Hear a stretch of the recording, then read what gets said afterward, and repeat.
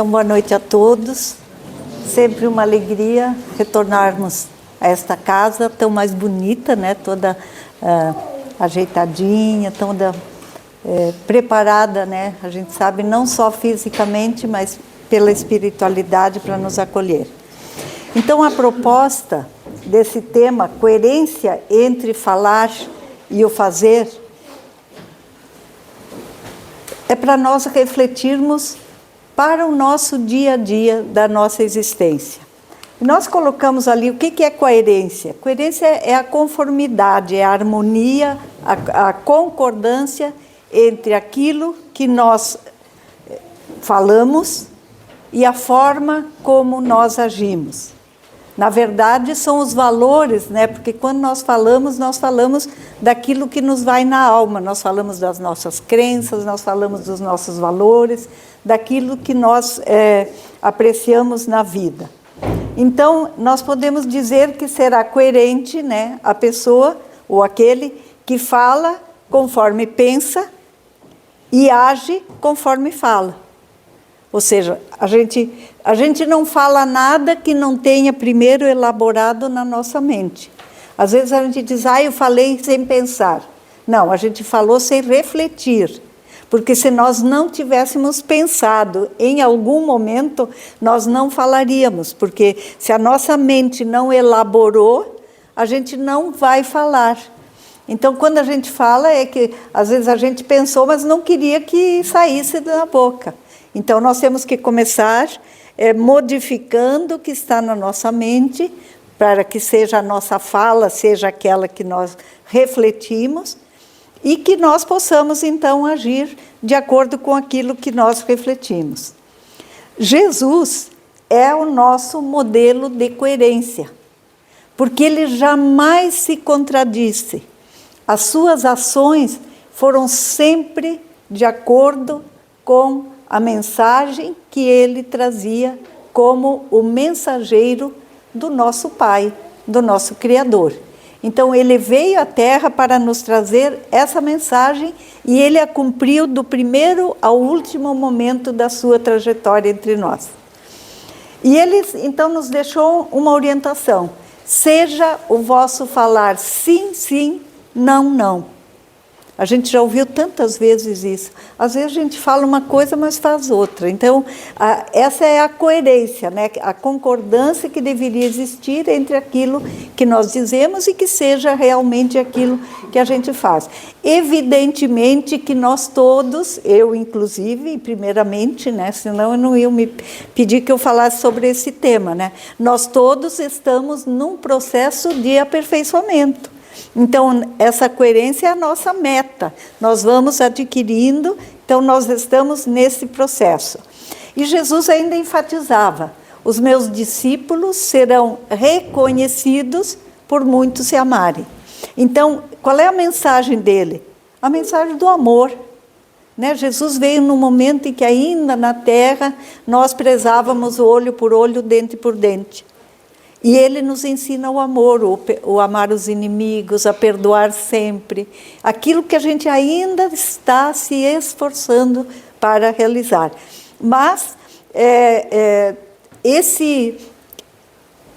essa demonstração de quem nós somos, ela é do dia a dia. Então, como é que nós queremos ser reconhecidos? Você é cristão? Você age como um cristão? Eu sou cristã. As minhas ações, será que sempre elas atestam que eu sou cristã? Ou às vezes eu tenho umas contradições? Então, o que é?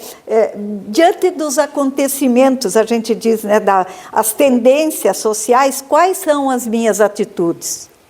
Porque se a gente for... Tudo o que a gente recebe hoje na sociedade, nas mídias, nas atitudes das pessoas, nas influências, né? Agora estão na moda os influenciadores. Que influência nós escolhemos para nós?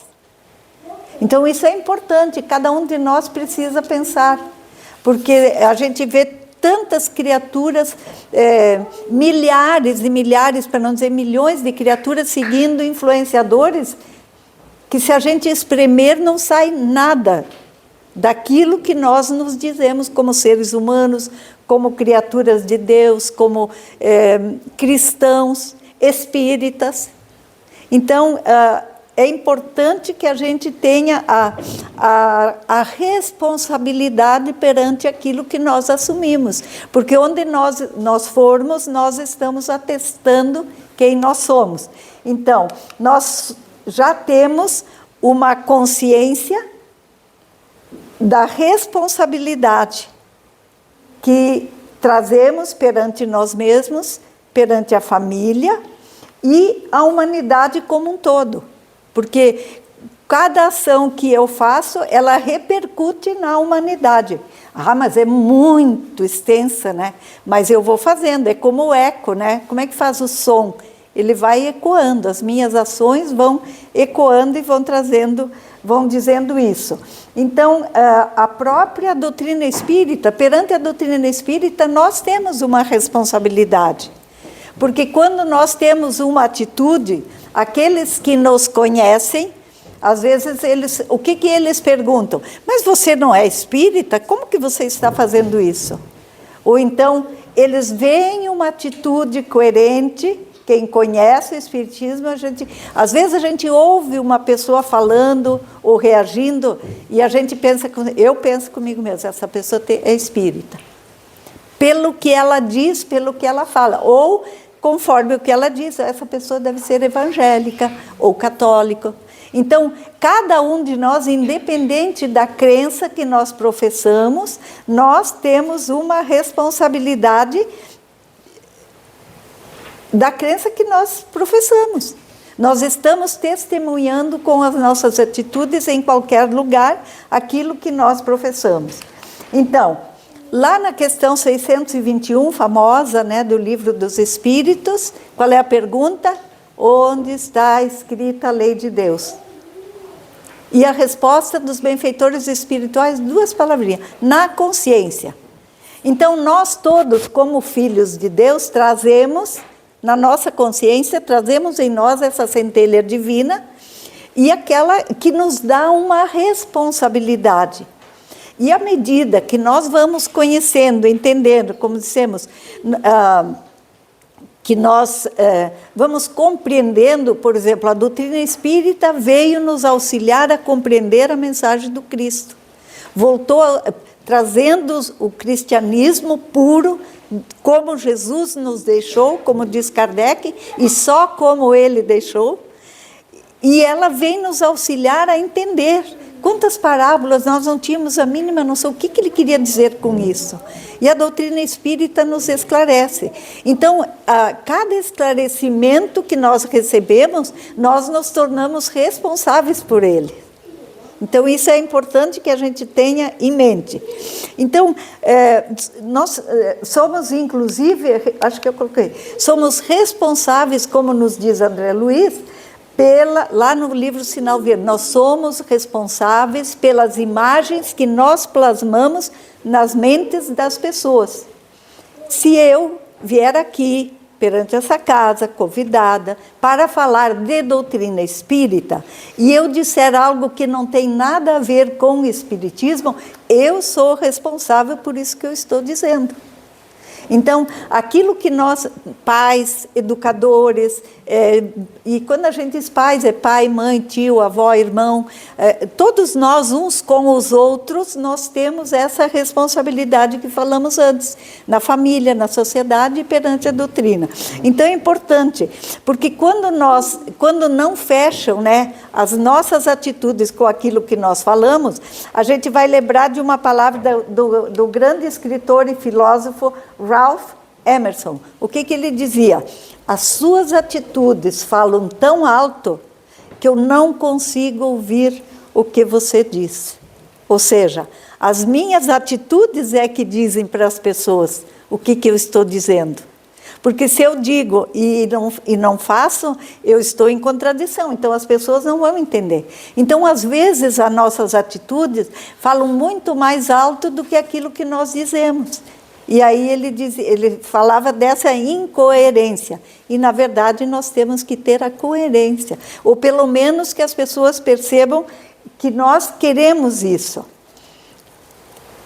E daí, lá no Livro dos Espíritos, quero ver se não, na questão 643, tem uma pergunta, porque a melhor forma de nós agirmos como cristãos, como espíritas, é fazendo o bem. E fazendo o bem não é só eu ir numa entidade fazer caridade ou ajudar. Fazer o bem, às vezes, é calar. Às vezes é compreender aquele irmão que está ao nosso lado, que se exaltou, e não dizer nada, esperar ele se acalmar, depois eu converso, uma conversa fraterna. Às vezes é apenas caminhar ao lado de alguém, ouvir o que a pessoa precisa dizer. Então, lá no Livro dos Espíritos, eu pergunto, haverá alguém que, pela sua posição, não tenha possibilidade de fazer o bem? E é importante isso. E olha a resposta, é um pouco longa, mas eu deixei porque eu acho que é importante. Diz assim, não há quem não possa fazer o bem. A gente podia ficar só com essa frase. Porque somente o egoísta nunca encontra ensejo de eu praticar. Basta que se esteja em relação com os outros, conviver com qualquer criatura, ou com os outros homens, para que se tenha ocasião de fazer o bem.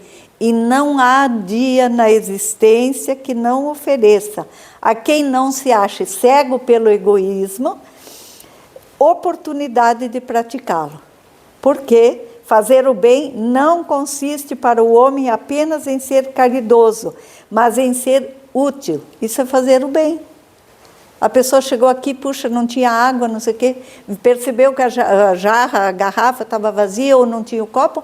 Onde eu consigo? Eu não preciso saber tudo, mas eu posso providenciar, alguém pode ter esquecido. Então, de qualquer ato, qualquer forma de nós sermos úteis, onde nós vivemos, e é onde a gente está e com quem a gente está. Nós não precisamos procurar longe. Às vezes a gente se comove, e é importante que façamos isso, diante de uma tragédia, mas nós não devemos esperar a tragédia para sermos caridosos ou para sermos úteis. Então, a cada dia nós podemos fazer. Então, mas em ser útil, na medida do possível, todas as vezes que o seu concurso venha a ser necessário. Ou seja, enxergar onde eu posso ser útil. Tem pessoas que não enxergam, né? Vocês já viram pessoas que tropeçam numa cadeira, mas não tiram, não colocam no lugar, porque elas não veem que elas podem fazer isso. Então, o ser útil, às vezes, é uma coisa muito pequena, mas é algo que vai contribuir, porque se todo mundo fizer uma coisinha pequena, o mundo vai se melhorando seguidamente. Então, Joana de Ângeles nos lembra lá no Dimensões da Verdade que quando nós não percebemos isso, nós somos aquelas pessoas de mãos vazias, defeitos e coração cheio de mágoas. Porque senão a gente se torna solitário.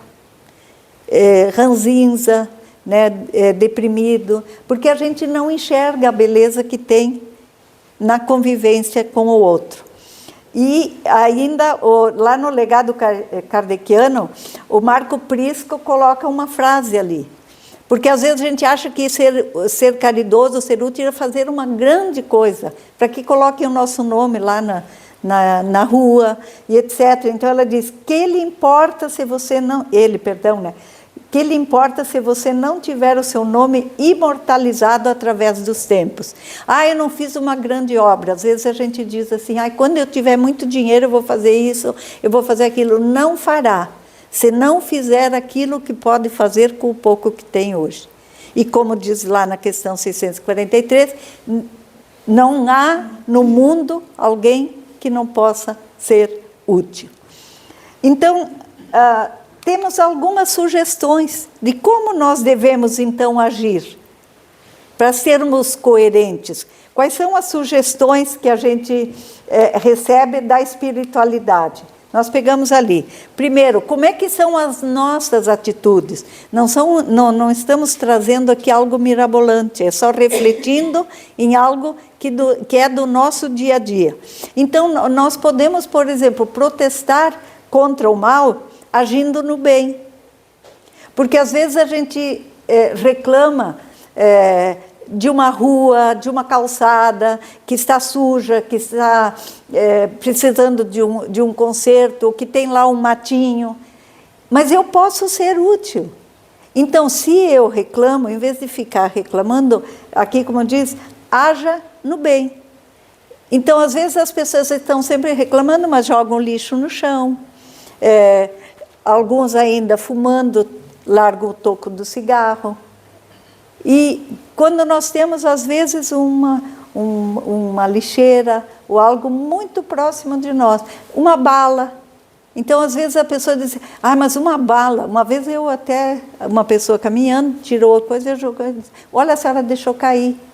A pessoa ficou indignada, né? Porque ela percebeu que eu, na verdade, eu quis dizer que ela não deveria jogar o papel no chão de uma forma delicada, mas ela não entendeu assim.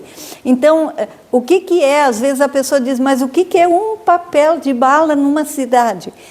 Quantos habitantes tem Garibaldi, mais ou menos? Quantos mil habitantes? 35. Imaginem 35 mil papéis de bala no chão. Vai fazer diferença? É o pouquinho de cada um. Para a gente perceber, quando a gente soma, como isso se amplia.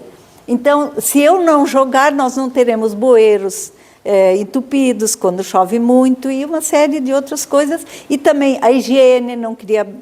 E a beleza da cidade onde nós vivemos, que é a nossa casa. É a casa ampliada, nós temos a nossa individual, temos a casa da sociedade.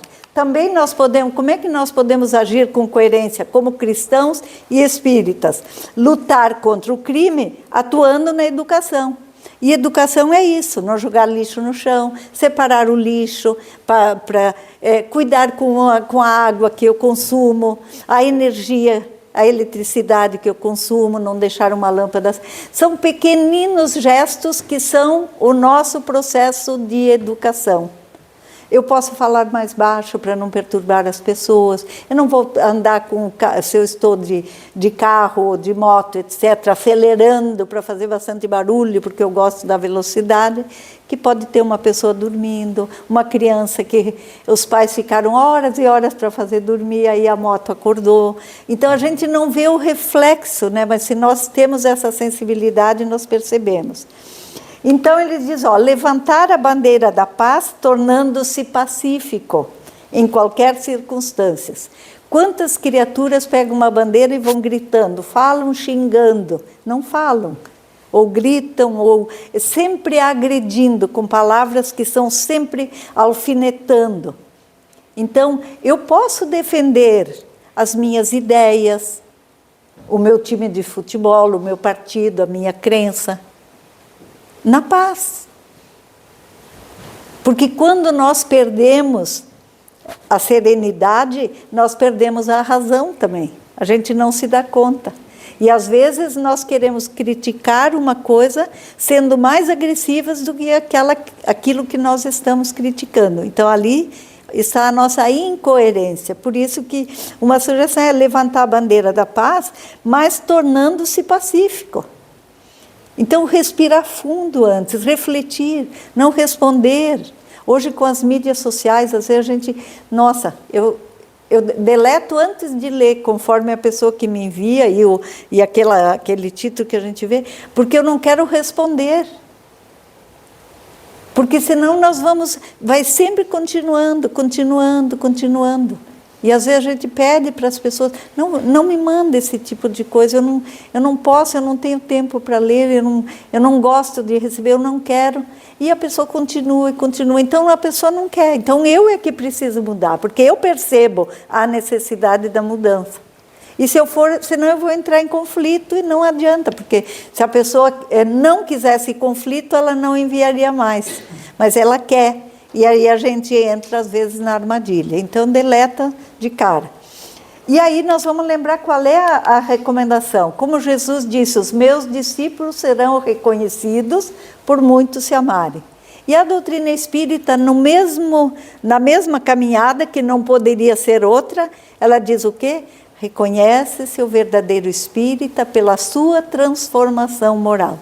e pelo esforço que faz para domar as suas más inclinações. E não diz, vencer, superar. Domar, nós gaúchos sabemos muito bem, né? O que é domar. A gente luta, luta, luta e às vezes, de novo, eu fiz o que eu não queria fazer. Mas a gente está se esforçando para fazer isso. E aí, então, uma boa maneira de nós nos avaliarmos como nós nos encontramos e observarmos, é observarmos aquilo que nós cobramos no outro. Vocês já perceberam que a gente cobra dos outros aquilo que a gente ainda não consegue fazer? E a gente nota nos outros, a primeira coisa que a gente nota é alguma coisa que nos incomoda em nós. Então, é um método fácil de nós percebermos como nós estamos. Lembrando que Paulo, ao se analisar, ele dizia, ainda faço aquilo que não quero e não faço aquilo que eu gostaria de fazer. Em outras palavras, né, ali eu coloquei textualmente. Por quê? Porque ele se analisava e percebia que ainda ele fazia coisas que ele não queria mais fazer, como nós que lutamos. Às vezes a gente, meu Deus, eu achei que eu já tinha superado isso e de novo hoje eu falhei. Mas o importante também é a gente dar-se conta e tentar novamente. Então, ele admitia que, apesar dos seus esforços, ele não conseguia ser integralmente coerente com as suas atitudes, né? Nas suas atitudes, com os seus objetivos de perfeição. Então, isso é importante. E, para a gente observar isso, analisar isso, eu queria falar de duas histórias. Eu queria contar duas histórias para que a gente pudesse avaliar como cristãos nós podemos, às vezes, nos equivocar totalmente. E a primeira delas, que é Mãos Enferrujadas, está nesse livro Luz Acima, que é pela psicografia do Chico Xavier, pelo Espírito Irmão X. Aliás, os dois livros são do Espírito Irmão X. E o título dessa história é Mãos Enferrujadas, e ela relata a vida de Joaquim Sucupira. E descreve, era um homem que, quando ele desencarnou, pouco mais de 60 anos, ele contava, né, com pouco mais de 60 anos de vida, e dizia-se que ele vivera assim, bem arredado do mundo, no conforto muito precioso que ele herdara da família e dos pais, né? Então falava pouco, andava menos e agia nunca. Mas era um homem sempre trajado impecavelmente. Então eu vou resumir, né? Mas a história é lindíssima. Depois, quem quiser, a gente até pode passar. Ele distribuía valores bem razoáveis, até bem poupudos, para a família, para que eles não o incomodassem. Ele se dizia cristão, e mesmo que ele não fizesse mal nem a uma formiga, ele vivia isolado, e não fazia nada de outra coisa. Então, ajudava as entidades para que não viessem bater a porta dele, e que ele não queria, ajudava uma entidade que atendesse, por exemplo, as pessoas de rua, para que as pessoas de rua nunca chegassem na porta dele, e assim por diante. Então, ele se afastava de tudo que era complicação e desgostos.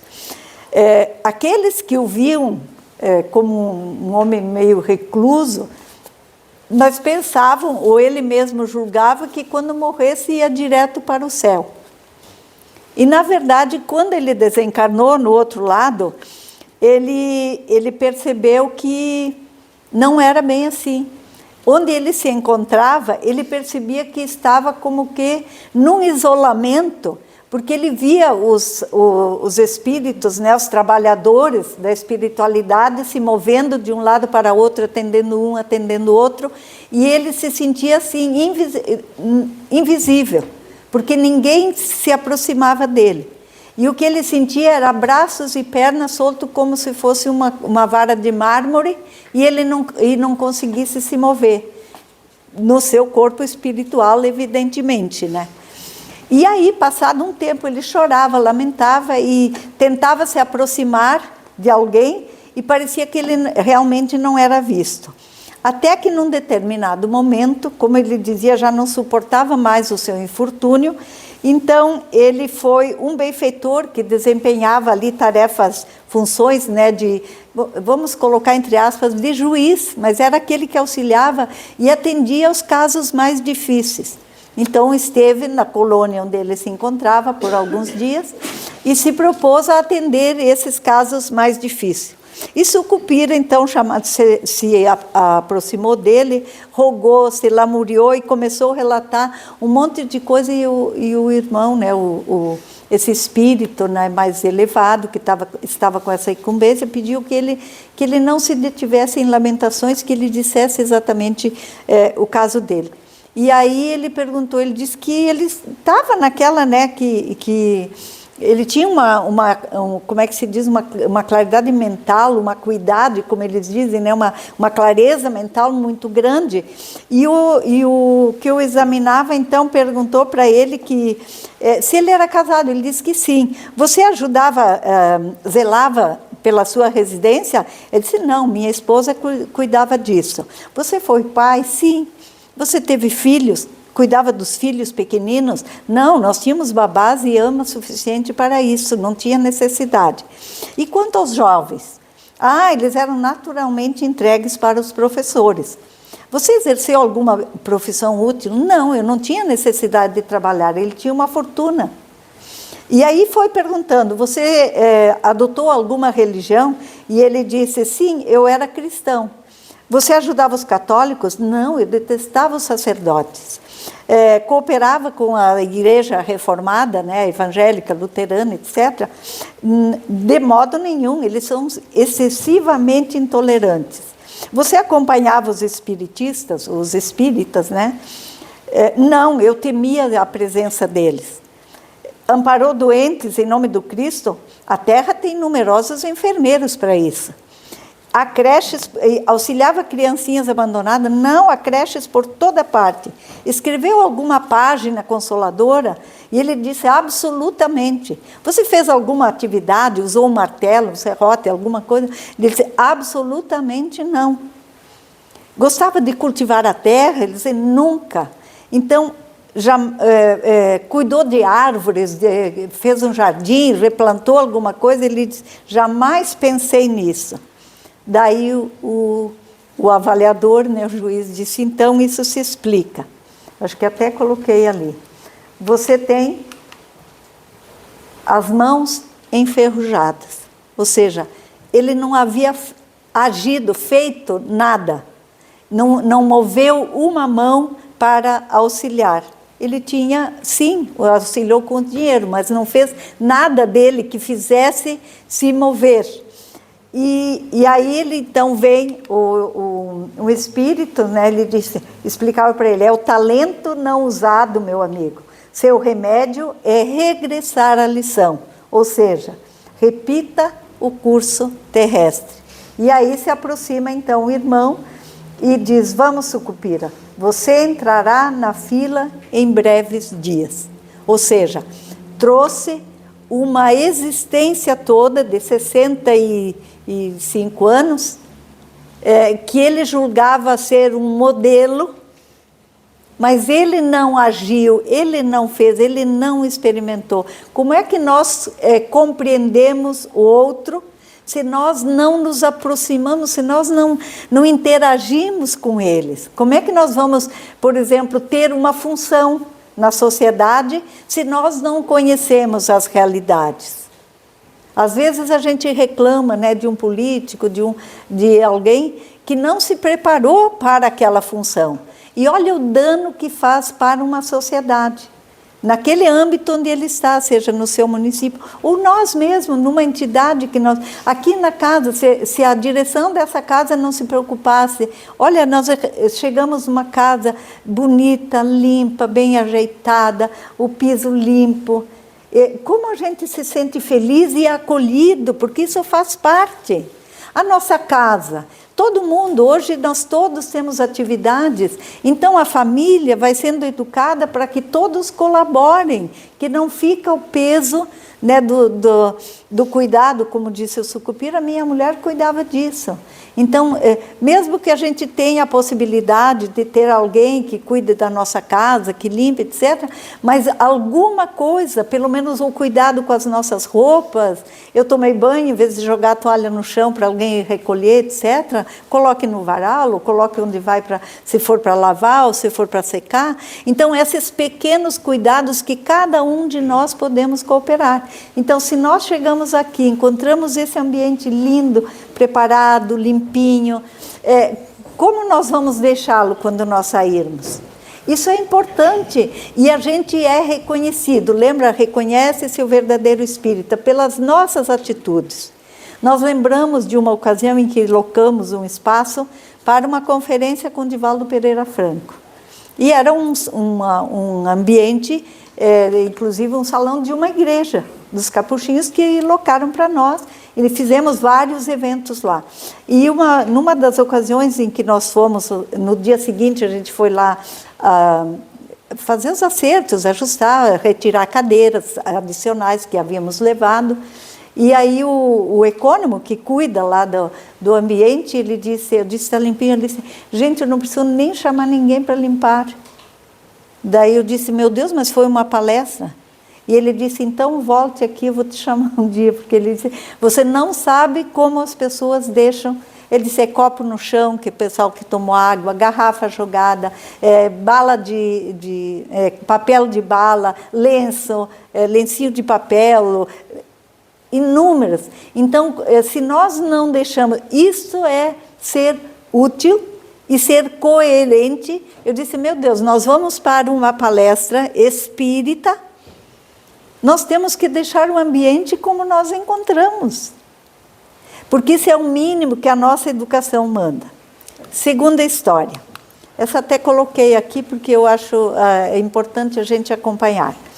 O Segredo da Juventude é o título, está no livro Contos dessa e de Outra Vida, também do Irmão X, e pelo Chico Xavier, psicografia de Chico Xavier. Então, o nome da pessoa, daí estavam num ambiente também, onde estavam lá muitas pessoas que chegavam à espiritualidade e estavam diante, a gente lembra André Luiz, no filme, quem assistiu, quando chamam ele, que ele queria falar com o diretor ali que estava acolhendo, então todos os espíritos eram recebidos. As aparências das pessoas eram todas de bastante idade, assim, nasceu cerca dos 80 anos, alguns choravam, outros estavam se lamentando, gemendo, e o juiz, né, que eles dizem, que seria o nosso juiz de primeira instância. A gente chegou para ser ouvido e um juiz nos recebe. Então, ele ia chamando um por um. E cada um daqueles já chegavam, iam se aproximando com muita dificuldade, já, alguns ainda gemendo e tal, mas chegavam lá. Aí ele trazia a ficha, né, a nossa ficha, aquela que a gente está preenchendo agora, que eles vão anotando, estava lá a ficha. E daí iam olhando cada um e ele ia orientando e eles iam saindo com a mesma aparência, ainda bem desanimados. A maioria deles. Até que se aproxima, ele é chamado, uma pessoa, Leocádia Silva. E aí, a profissão educadora, existência terrestre, olha ali, 701.280 horas ela esteve na Terra. Estava tudo na fichinha, e olha que não tinha nem computador naquela época, né?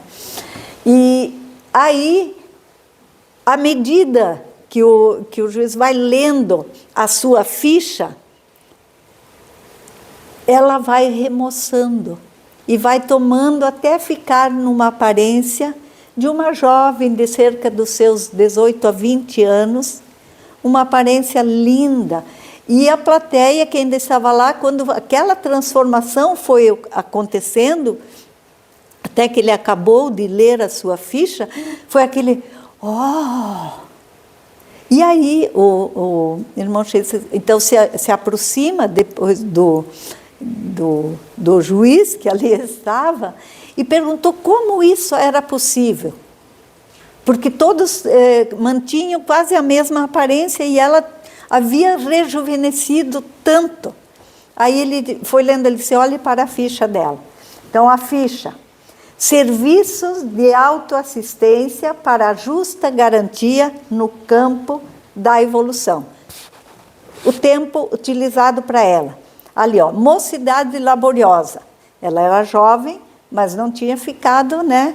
Os pais fazem tudo. Ela havia trabalhado 175.200 horas. Magistério digno, 65.700. Alimentação e higiene, 43.800. Estudo e atividade religiosa, 41.900. Repouso necessário ao refazimento, 109.500 horas. Vejam que, por exemplo, olha para o repouso. Nós repousamos muito mais do que nós trabalhamos. Comparado com o magistério, foi quase o dobro, mas todas horas úteis. Então, o total dessas horas, 436.200 horas. E serviço extra, aqui que nós entramos, gente, olha, completamente gratuito em favor do próximo. Ou seja, o primeiro bloco foram as horas que ela precisou para a sua subsistência, evolução, o seu trabalho. Esses eram, então, devotamento aos necessitados, 85.100 horas. Eu nem começo a fazer a conta porque a gente fica muito triste. Movimentação fraterna em missões de auxílio, 32.840 horas. Noites e vigília em solidariedade a enfermos, 33.000 horas. Conversação sadia, amparo moral. Ou seja, aquelas conversas, a pessoa que se aproxima de nós, que conversa nós temos? Ali, 54.750 horas. Variadas tarefas de caridade, 59.490 horas. Total, 701.280 horas. Essas foram as horas que ela viveu na Terra. Olha como ela utilizou as horas. E aí nós podemos, então, fazer aquela comparação com o Sucupira. Por que a diferença na condição em que ele chega na espiritualidade? Ele também era cristão. A coerência, ele era cristão, mas não fez nada que demonstrasse ser. Fez os seus gestos, etc., mas não deu de si. Os valores que ele doou, que ele deu, foram valores que ele herdou. Não foram valores que ele construiu. Então, quando nós assumimos ser cristãos e espíritas, nós precisamos lembrar que quem dá o seu próprio tempo a benefício dos outros não conta tempo na própria idade, no sentido de envelhecer. Já pensou se a gente conseguir chegar tanto aqui como lá com uma aparência de viver no 80, 90 e aparentando lá os 30, 35? Difícil, né? Mas o importante é o nosso interior. Porque o corpo físico, ele vai tendo, a máquina vai enferrujando, vai desgastando, e principalmente se ela trabalha, ela vai desgastando, mas o que nós precisamos mesmo nos lembrar, e olha, a gente não precisa nem usar cosmético para preservar aquele corpo espiritual. Então, é muito mais fácil daquilo que a gente pensa que precisa. E eu queria encerrar com uma frase da Joana de Ângeles, que está no livro Otimismo, pela psicografia de Divaldo Pereira Franco. Quando ela nos diz, aconselha, sugere, pede que nós façamos, porque é uma mensagem muito linda. Reserva um pouco do teu tempo realizando gratuitamente algo de bom e de belo em favor do teu próximo. Portanto, na humanidade, né? Se eu faço para o meu próximo, eu estou fazendo para a humanidade. E verás que se apagarão as chamas devoradoras que ameaçam de extinção a vida no planeta.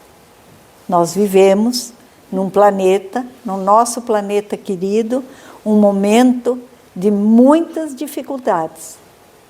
É o momento da reforma, a gente diz, né? Da transição. E quando a gente faz reforma morando dentro da mesma casa, a gente sabe o que acontece, né? As dificuldades e tudo isso que a gente está vendo. Então, nós, como espíritas cristãos, precisamos fazer a diferença. Vou repetir: reconhece-se o verdadeiro espírita pela sua transformação moral e pelo esforço que faz para domar as suas más inclinações. Que Jesus nos abençoe. Quer que eu faça a prece? A prece? Então vamos.